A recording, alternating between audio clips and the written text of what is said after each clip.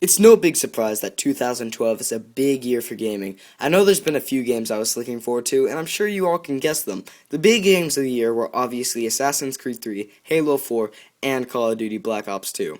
Since I've managed to get my hands on all three of them, I'm going to tell you what I like and what I don't like. I'm going to split this up into a few different sections: graphics, multiplayer, storyline, and gameplay.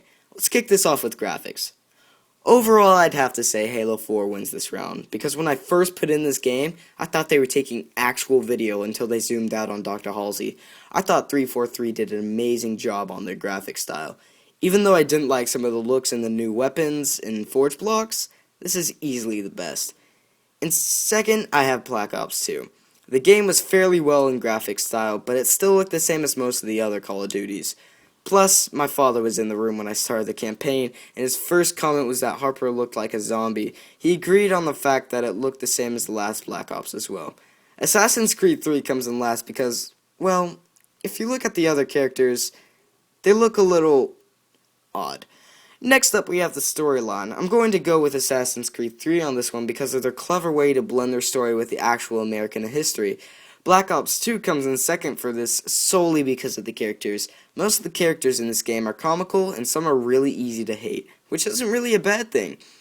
I felt very attached to almost all the main characters, including Menendez on his exclusive mission only. Don't get me wrong, I still hate him because of the things that he did, but hell, they did an amazing job with the characters.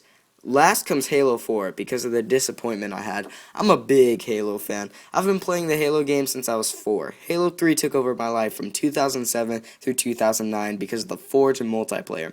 I can't tell you how long I was anticipating this game. It was the first game I ever went to a midnight release for. The second I got home, I put this baby in and played it for the entire night. I couldn't help but bow my head in shame at the ending.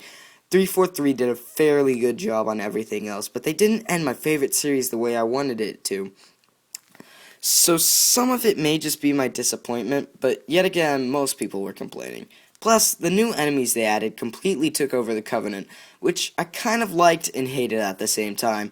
Now let's dig into the multiplayer. I had a tough time choosing between the Halo 4 and Call of Duty multiplayer, but I'm going to have to go with Call of Duty. I'm not sure if I really have to explain my reasons for this one, but I'll do it anyway. The Call of Duty multiplayer has always had many different game types and many weapons to choose from. While Team Deathmatch is my favorite, things like Search and Destroy and Free-for-All is fun as well. As you guessed, Halo 4 comes in second. The multiplayer in this game was great, the maps were cool, and the guns were awesome, but it didn't have as many game types to offer like Halo Reach did. Other than that, I had a really good time playing and ranking up as well. It's no big surprise that Assassin's Creed 3 came in last for this. The Assassin's Creed games were never really known for their multiplayer. Even though they added some new things like Wolfpack, it still didn't manage to please me all that much. There isn't much else I have to say about the Assassin's Creed 3 multiplayer. Now, finally, for gameplay. Halo 4 has to, absolutely has to win this round. They made everything in this game flow so well and smoothly that it was almost impossible to not have a good time playing it. I find that it takes a lot more of using your equipment and knowledge of the game to advance instead of getting better weapons. Call of Duty comes in second for this one. For the most part, the game was the same as all the other Call of Duties, but yet again, all the other Call of Duties were good. The only problem I have with them is that it doesn't take skill to play. It's all a matter of getting the best weapons and finding the best camping spot. Assassin's Creed 3 comes in last for this one because I spent most of my time walking up walls trying to get into a door. And also I had a lot of time to walk around the city. Don't get me wrong, it's still a great game, I just find that the gameplay is rather challenging. So that's my opinion for all three, and now it's time for the overall winner. Drumroll please.